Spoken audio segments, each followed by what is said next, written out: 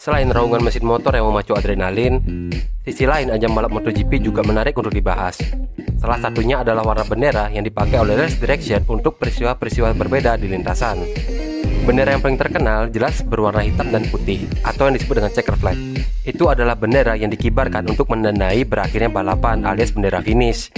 Pada dasarnya, bendera di MotoGP mempunyai dua fungsi, yakni memberi instruksi dan informasi. Berikut 11 jenis bendera dalam MotoGP beserta penjelasannya. Yang pertama ada bendera putih atau white flag. Bendera ini dikibarkan oleh marshal untuk mengizinkan pembalap mengganti motor. Biasanya bendera putih dikibarkan ketika lintasan yang awalnya kering diguyur hujan. Karena mengganti ban tidak memungkinkan, maka pembalap bisa langsung masuk pit untuk mengganti motor dengan ban basah. Yang kedua, bendera putih dengan garis diagonal merah. Bendera putih dengan garis diagonal atau silang berwarna merah menandakan hujan turun di lintasan tersebut.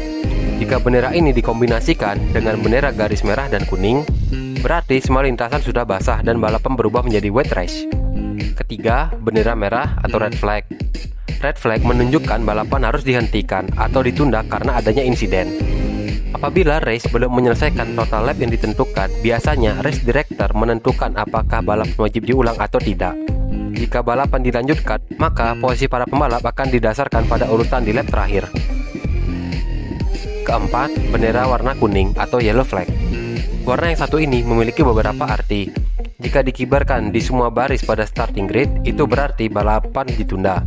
Jika hanya dikibarkan pada salah satu baris, maka bendera ini menandakan adanya pembalap yang mengalami masalah di starting grid.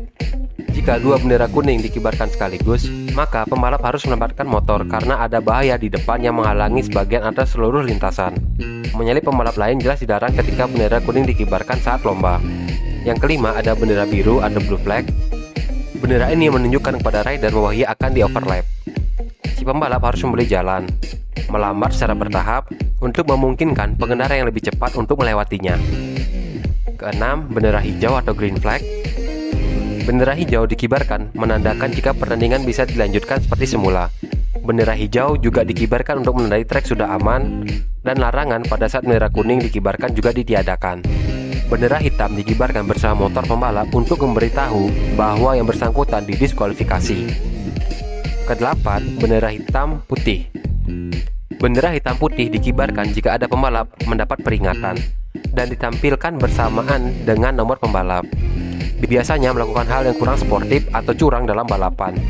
Jika pembalap tidak mempedulikan dan masih melanjutkannya, maka akan mendapat bendera hitam atau didiskualifikasi. Kesembilan, bendera hitam dengan lingkaran orange di tengah. Bendera hitam dengan lingkaran orange di tengah memberitahu bahwa ada motor yang mengalami masalah teknik.